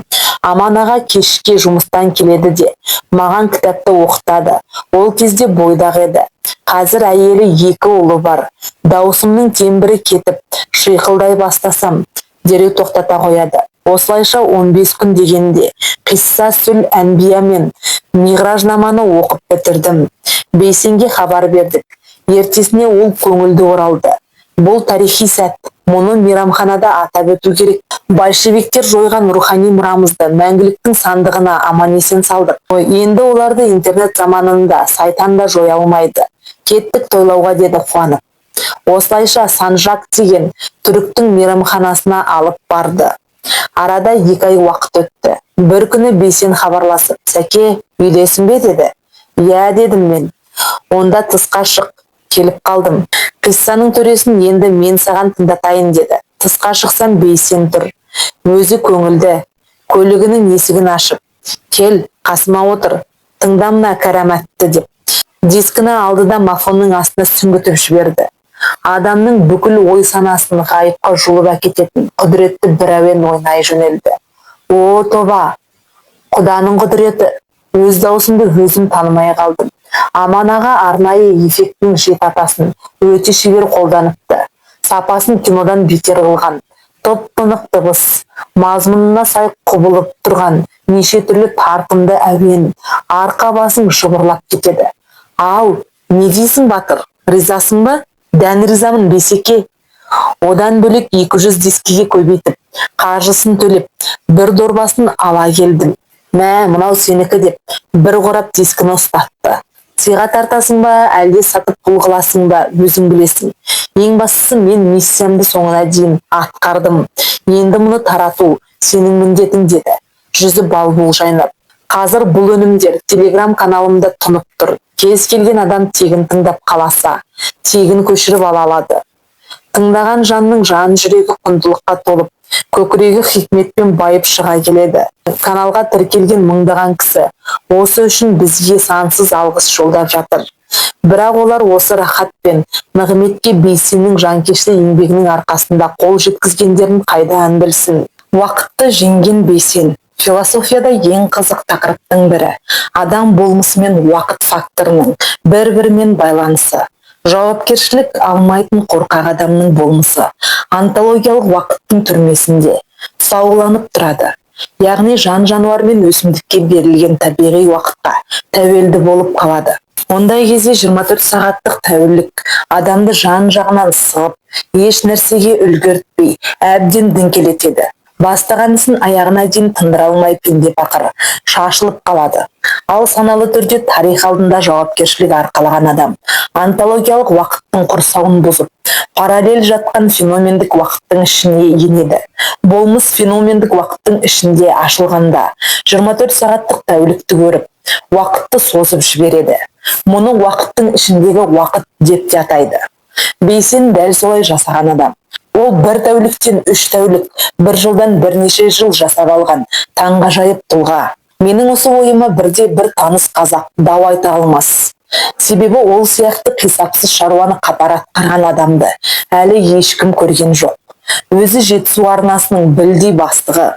Оның 1000 миллион қол қоятын қағазы бар. Сонымен бірге аптасына бақандай 5 рет айтуға оңайды жүргізеді.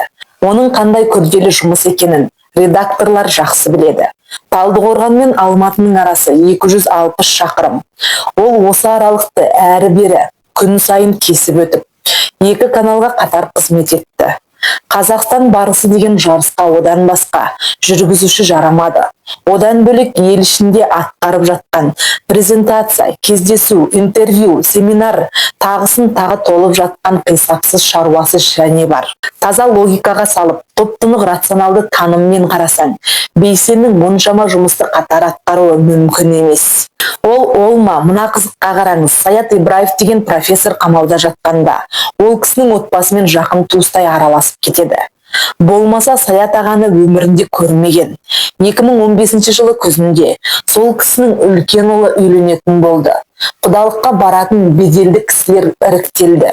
Сол кезде Бейсен құдалықты өзім бастап барам, келінді өзім түсірем деп ұйымдастыру ісіне белсенді араласты. Сол кезде бір нәрсеге қайран қалып едік. Альтруистік мінезіне емес, оған үйреніп кеттік қой. Бұл бала мына құдалықпен тойға қалай уақыт жеткізеді. Себебі Жетісудағы жұмысы да, айтуға оңайы да қатар айналып жатыр еді. Бірақ ол 2 жақтың тойы мен құдалығына бастан аяқ қатысып шықты. Жігіттер сыртынан осы біздің Бейсен бір уақытта бірнеше жерден көрінуге қабілетті әулие емес пе? Деп әзілдеуші еді. Бұл менің өзім куә болған бір ғана оқиға. Ал айтуға оңайдың ішінде мұндай оқиғаның нешеуі айналып жатты. Кейде жағдайы жоқ кейіпкерлерін үйлендіріп, қалың малын жабуға атсалысып, құдалығына өзі қатысып кете беретін оқиғасы өз алдына бөлек әңгіме. Осыншама қыруар шаруаны атқаруға 49 жыл ғұмыр жете ме? Ақылға салып қарасаң, ол бар жоғы 49-ақ жыл ғұмыр кешті. Атқарған ісіне қарасаң 490 жыл өмір сүрген қария сияқты. Онтологиялық уақытты сағыз сияқты созып ойнаған бұл адам расымен де кім болғаны сонда? Жауап табылды. Дін алдында пайғамбарлар неге философ болмайды деген сұрақ бар. Бұл сұрақты көбіне атеисттер қояды. Олар пайғамбар мен грек ойшылдарын салыстырып, ақылды адам деп пайғамбарды емес грек ойшылдарын айту керек. Бүкіл философиялық категорияларды солар жасап шықты. Ал пайғамбарлар тек жамағат жинап, уағыз айтты. Өркениетке төкте үлес қосқан жоқ деп батыл пікір білдіреді. Бұл сұраққа діншілдер де өз уәжін айтып, тартысып жатады. Бейсен дүние салған соң осы сұрақтың жауабы табылды. Оның туған інісі университетте философиядан сабақ береді. Бірақ Бейсеннің өзі философияға аса қызықпайды. Кейбір субъективті ой толғауына қарап күліп те алатынбыз. Әй, маған күлмеңдер. Өздерің Франклды оқып алғалы, тіпті мені менсінбеуге көшіпсіңдер. Мен енді ойды солай толғаймын деп әңгімесін соға беретін. Әлгі қитұрқы сұраққа біздің Бейсен бірінші мағыналы өмірімен, екінші ғибратты өлімімен тамаша жауап берді. Бұл құрғақ термен жаттап, жансыз ой толғап ақылды көрінуге тырысатын, жасанды жолды таңдамады. Ол бүкіл адам баласын бауырым деп құшағына басатын, мейірім мен махаббаттың сара жолын саналы түрде таңдады. Рухани әлемінен бауырмалдық сезімін тоқтаусыз өндіруге бел байлады. Жан жүрегіне жек көру сезімін жолатпауға барын салды. Кісі баласын діни ұстанымына, саяси көзқарасына, таңдаған өнеріне қарап, алалаудан аулақ болды. Хас тақуалар сияқты ішіндегі осы мейірім мақамын ұстап тұруға өмірін арнады. Мұндай адамдар пайғамбарлар салған ізгілік соқпағына тез түседі. Пайғамбарлар философиямен шұғылданбайды. Олар философияның туына алғы шарт дайындайды. Мұндай ізгі жолға әлеуде біреу түседі. Түспейді. Түссе ондай кісі қоғамды қопарып жібереді. Қазірде қараңыз, бүкіл оқу орындарында қаншама адам философияны оқып, түрлі терминді жаттап, ой ойнатып, сөз аунатып әуре. Одан бөлек мәдени өнім бермейтін, импотент интеллектуализммен айналысатын білгіштер де қоғамда жетіп артылады. Солардың қоғамға ықпалы мен Бейсеннің ықпалын таразының басына салып ойша тартып көріңіз. Жауабын өзіңіз-ақ табасыз. Бейсен кеткенде не болды? Қазаға қайғырмаған қазақ қалды ма? Бәрінің іші опырылып түскендей, мәңгіріп отырып қалды. Себебі бүкіл халық бейсаналы түрде Бейсенді арқа тұтып, келешекке үмітпен көз тастаушы еді. Мұндай рухани биіктікті бағындырған адамға сұлу философияның не керегі бар? Міне, біз Бейсен сияқты бола алмадық. Жүрегіміз суық, мінезіміз қатты, құшағымыз тар. Ендігі жерде мұндай таңғажайып адамның өмірін талдап, таңдаулары мен шешімдеріне қарап, болмыс, антология, феномен деп пәлсапа соққаннан басқа қолымыздан не келеді? Бейсеннің сүндеті. Бейсен отбасы хрестоматиясының көрінбейтін мүшесіне айналды. Осы жобаны жарыққа шығару жолында барын да, малын да аямады. Тіпті қасымдағы нөкерлерім түрлі кедергіге ұшырағанда, пессимизмге салынып, жігері мұқалатын. Сол кезде оларды шарыққа салғандай аяусыз қайрап, дем арасында өткір қалпына қайта келтіретін. Кейінгі ұрпаққа осы істерін ғана шырақ болып сақталады. Қалғаны өткінші, шегінбеңдер. Бұл кітаптар сендерге екі дүниеде визитный карточка қызметін атқарады деп қамшылайды. Сосын әр кітап жарыққа шыққанда мейрамханаға шақырып кішігірім той жасап беруді салтына енгізді. Сосын 200-300 кітапты багажына салып алып, кітап сатып алуға жағдайы жоқ ақжүрек кедейлерге оларды жыл 12 ай тегін таратып, содан рухани рақат алатын. Осы әдетінен төсек тартып жатып қалғанша жаңылмады. 2020 жылдың қаңтарында шыққан Экософия кітабы шыққанда жігіттер Бейсен аға төсек тартып ауырып жатыр, бұрынғыдай кітап ала қоймас, палатасына кітап апарып сауда жасағандай болмайық деп ұйғарды. Мен де келісіп кітап апарып мазаламайық деп ойладым. Түркиядан келген бетім еді. Бейсеннің хәлін сұрау үшін емханаға бардық. Палатасына кірген сәтте Бейсен: жігіттер, менің кітабым қайда деп ұялтты. Сөйтсек жаңа кітапты күтіп жатыр екен. Бейсеке, айыптымыз, сені ауырып жатқан соң мазаламайық дегенбіз. Ертең кітапты палатаңа жеткізіп береміз деп уәде бердік. Сәке, жылдағы дәстүр бойынша кітаптарды ашылмаған қорабымен жеткізіп бер деді. Бұл Бейсеннің соңғы рет сатып алған кітабы еді. Тәңір жолы ақ жүрек. Мұсылманшылықта пайғамбар сүндеті деген түсінік бар. Дінге ұйыған момын бүкіл өмірінде пайғамбарға еліктеп, ісінде, сөзінде Расулдың амалына ұқсатуға тырысады. Сүндет ұғымы ашыла түсу үшін Миғраж оқиғасындағы мынадай детальді мысалға аламыз. Әзіретті Мұхаммед пайғамбар Миғраж түні Тәңірі тағаланың деңгейіне қонаққа барады. Тәңірісі: әзиз досым, маған қандай сыйлық әкелдің дейді. Уа Тәңірім, дүниеден ұлықтағаныңа лайық ештеңе таппадым, өзімнің жан жүрегімді алып келдім дейді Расул.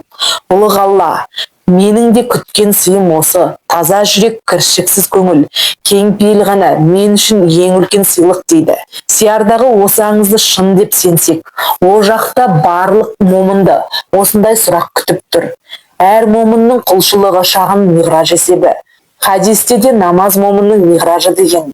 Егер о жақта да Бейсенге дәл осындай сұрақ қойылар болса, ол да сүндетке сай: уа Тәңірім, таза жүрегімді, кіршіксіз көңілімді, кең пейілімді ғана әкелдің деп жауап беруге толық ақылы деп ойлаймын. Себебі Бейсен шәкәрімнің Тәңір жолы ақ жүрек, сайтан деген қиянат, ақ жүректі ертерек ескер дағы қыл әдет деген өсиетін өмірлік ұстаным етіп алған еді. Соңғы сөз: Бейсеннің жамбасы жерге тигенде қабір басында бола алмадым. Мыңдаған ақ жүрек адам карантиннің кесірінен оны соңғы сапарға шығарып сала алмады. Топырақ салу көп адамға бұйырмады. Бірақ осы кедергі көңіліме дық салмады. Неге? Жауабын Хазіретті Мәулана Румиден табасыз. Ол Құдайдың достары өмірден өткен соң, олардың моласын қабірстаннан іздеп әуре болмаңдар. Олар ақ жүрек момындардың көңілінде жерленеді деген еді. Әулие Руми рас айтады. Бейсеннің моласын іздеудің қажеті шамалы. Ол қазақ еліндегі миллиондаған момынның кіршіксіз көңіліне барып орнықты. Мұндай мекенде оның қабірі саламат сақталады. Болмысы ешқашан жоғалмайды. Тәуелсіз Қазақстанның соңғы 30 жыл тарихында елдің мұндай әзиз құрметіне әзірге Бейсен аға лайық болып қалды. Құдайға ұқсайтын адам Тәңірі тағала бірде Дәуіт пайғамбарға: ей Дәуіт, сүйген құлым болғың келсе, маған ұқсауға тырыс дейді. Уа Тәңірім, сен шеті шегі, түрі түсі жоқ ұлық Құдайсың, қалайша саған ұқсаймын дейді. Сонда Тәңірісі: ей Дәуіт, мен мейірімдімін, мендей мейірімді бол. Мен кешірімдімін, сен де кешірімді бол. Мен әділмін, әділетті бол. Мен жомартпын, жомарт бол. Мен әлсізге болысқанды сүйемін, сен де солай ет. Мен 18 мың ғаламды мінсіз басқарып тұрмын, бірақ тұрған жерімді ешкімге көрсетпеймін. Тұрағым мәңгі құпия, сен де тіршілікте жүргенде солай ет. Қанша жерден жапырып жақсылық қылсаң да, өзіңді көрсетіп мақтанушы болма. Өзіңді құпия ұста. Ел сені түсіне қарап емес, ісіне қарап танысын дейді. Осыдан бастап Дәуіт Құдайдың сипаттарын бойына сіңіре бастаған екен деседі. Экзистенциализм болмыс жайлы толғағанда оны екіге бөледі.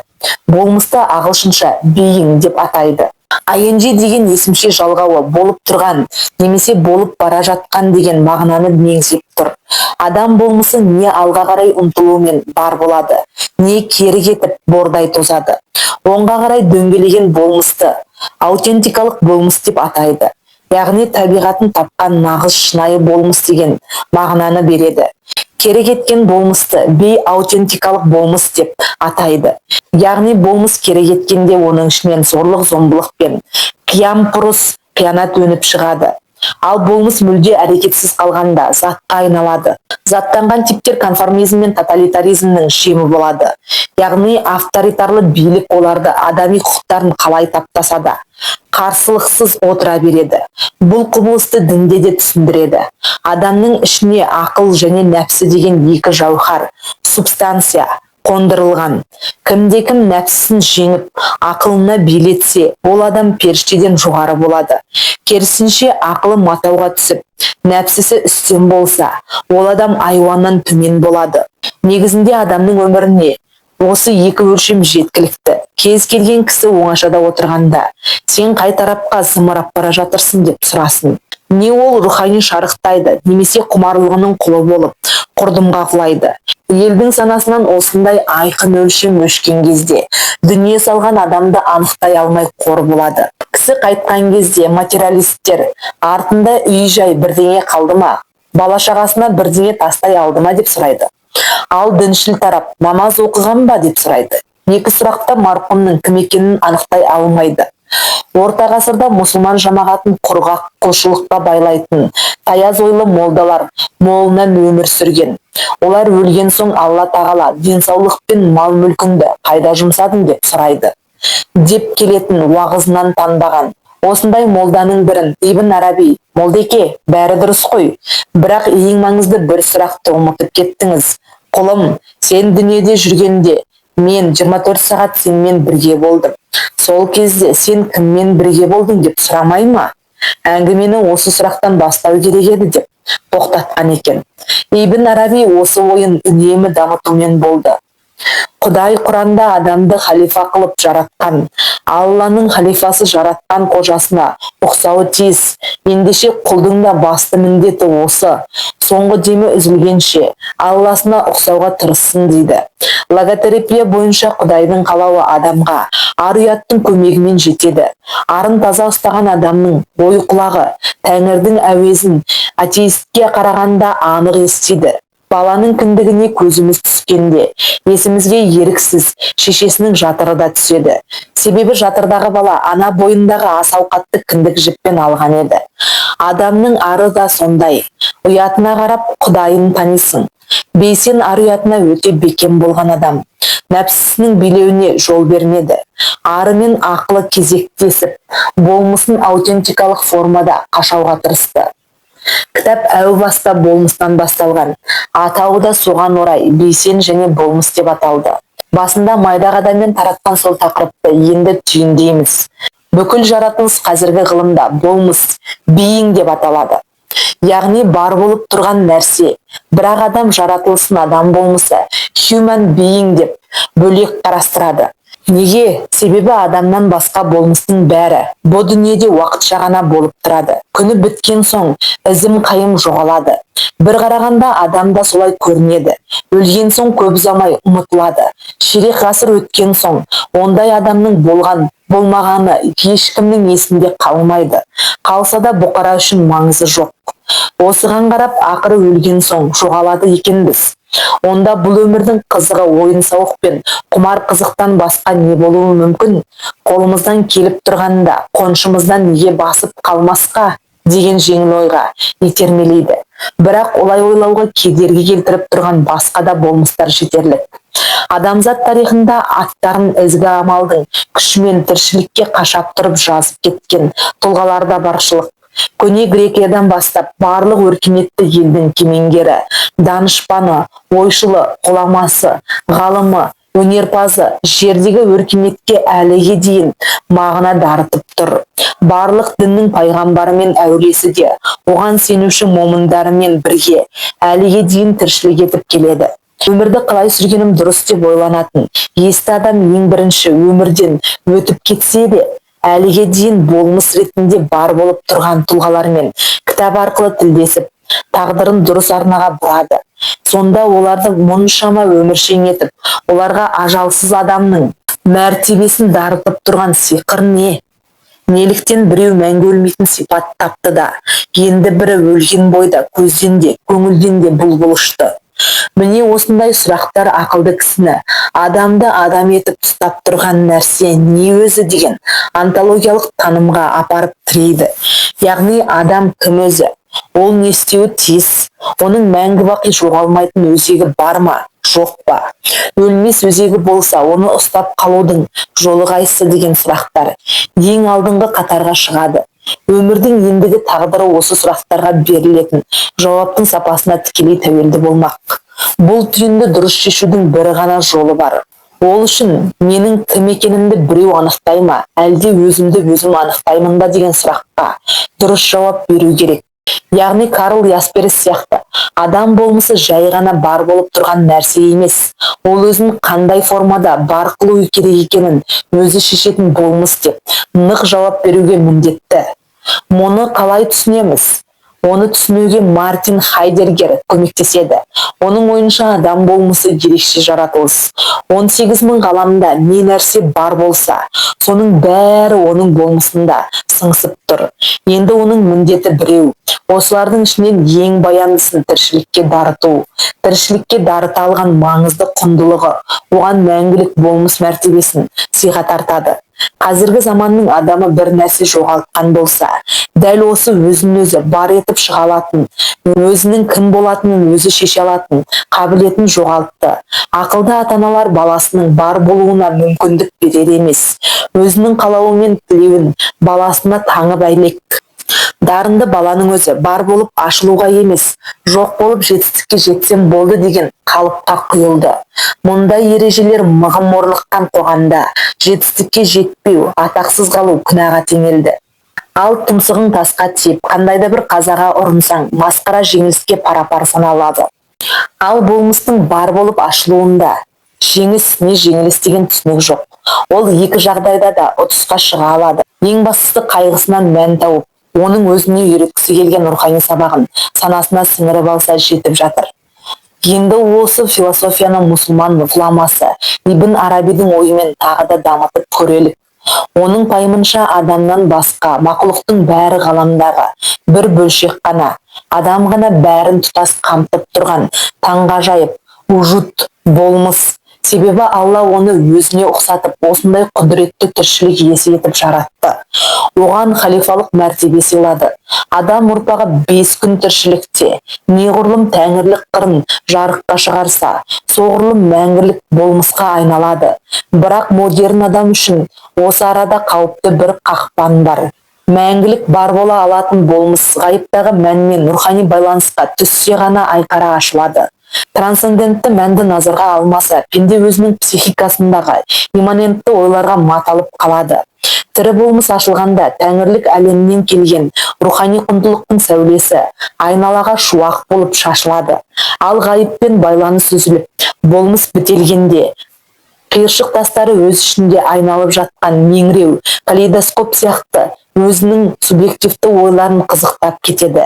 Тіпті кейбірі өзінің ой пікірін ұлықтап кетуі мүмкін. Оны self-projection, яғни өзгені емес, өзіңді ғана көрсетумен шектелу дейді. Шығарылықпен шұғылданатын кісілер осы қателікке тез ұрынады.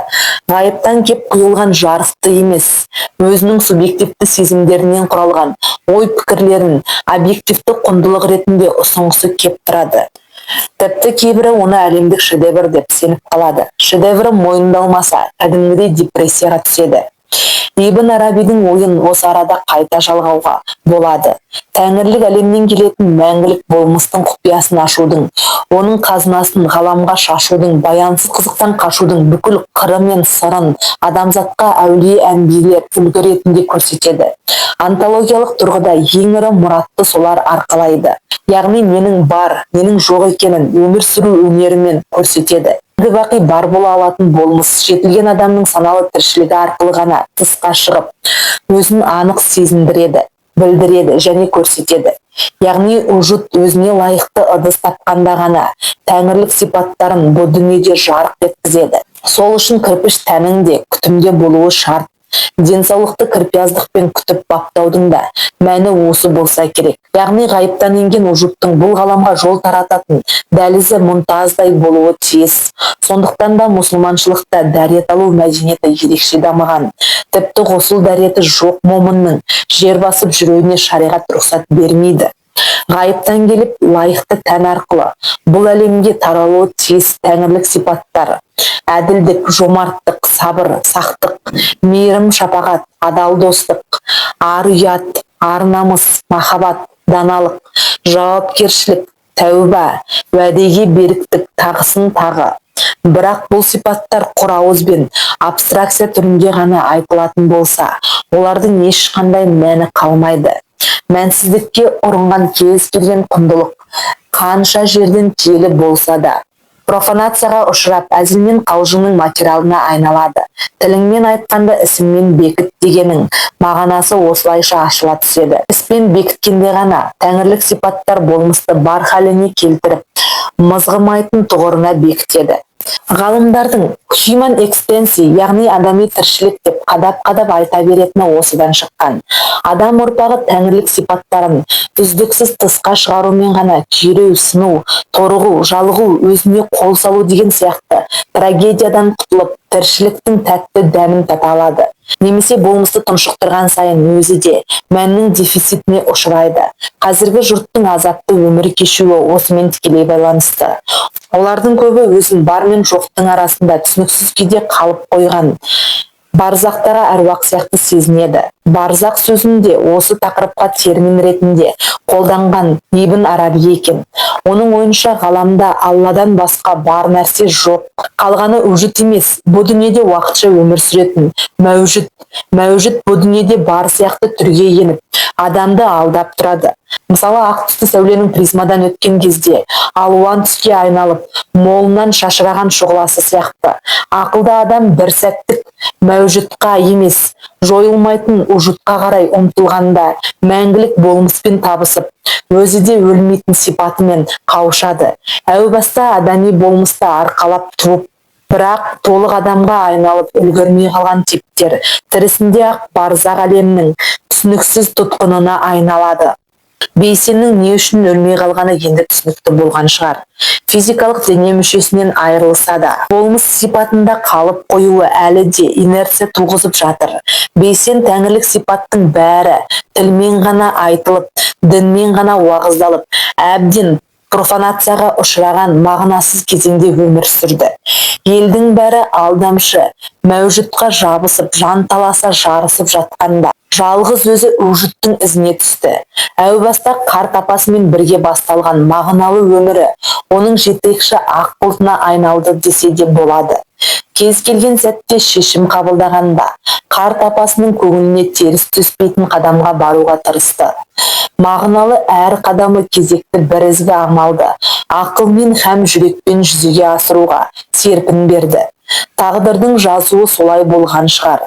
Ол апасынан бұрын кетті. 1 жыл төсек тартып жатып қалған апасы оны ұзақ күтті. Оның да өмірінің мәні Бейсеннің ашыла түскен болмысы болатын. Биологиялық денесі әбден шөгіп, қатты қиналып жатса да, Бейсенді күтіп осы жаққа алаңдаумен келген жағына кете алмай жатқан сияқты көрінді.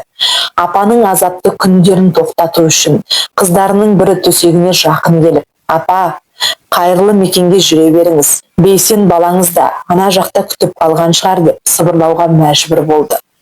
Сол кезде ғана апасының екі көзінен тарам-тарам жас ағып, төмен қарай сырғанай жөнелді. Арада 2 сағат өтпей апасы да мәңгілік мекенге жөнелді. Осылайша Әлмисақтан келген 2 кісі Ләмәканға аттанды, бірақ босқа кеткен жоқ. Олардың қалдырған ізі қазіргі қазақ қоғамына таңғажайып шамшырақ болды. Бірі Бейсен сияқты азаматты тәрбиелеп өсірді. Екіншісі адам болып қалай сүрудің жарқын үлгісін көрсетті. Бейсеннің тағдыры нені дәлелдеп берді? Ар ұятыңа бекем болсаң, аштан өлесің. Мына заманда деген қағиданың дымға жарамас кеселді көзқарас екенін тағы да дәлелдеді. Ар ұятыңның алдында тік тұрып, осылай адал өмір сүремін деп, саналы түрде шешім қабылдап, қорықпай жауапкершілік арқалап, әр ісіне махаббатпен кірісіп, бүкіл амалын ақылмен жүзеге асыратын адамның ештеңеден ұтылмайтынын ұқтырды. Қалай өлуді меңгерген адам мәңгі бақи өле алмайды деген қанатты сөзде рас болып шықты. Әдетте кісі қайтқанда материалисттер бұл пақырдың артына бала-шағасына қалдырған қомақты дүниесі бар ма деп сұрайды. Діншілдер болса, бұл өзі ораза ұстап, намаз оқыған ба деп уайымдайды. Терең кісілер, бұл адам қысқа ғұмырында қаншалықты Құдайға ұқсауға тырысты деп ойланады. Бейсен жайлы да осылай ойлауға болады. Ол барынша Құдайға ұқсауға тырысқан нағыз болмыстың иесі. Осы кітапты жазу барысында ісіміздің алға басуына тілектес болған, мәлімет жинауға көмектескен Бейсеннің жұбайы Гүлмира, Әсет Құранбек, Әзиза Төленбей, Ақжелең Рахаддин, Сая Әбдіғапар, Керім Аянқызы, Мәриям Әбсаттар, Назерке Ерболқызы, Ғабит Абдуллазиұлы, Қайырғазы Алтыбайұлы, Нұрман Батталғазыұлы, Нұрбол Жайлауұлы, Құрманбек Әбдірай, Нұрлан Окаұлы, Жүрсін Кәрімге алғыс білдіреміз. Кітаптың жарық көруіне демеушілік жасап, жәрдемін аямаған Абзал Құспан мырзаға шын жүректен рахметімізді айтамыз.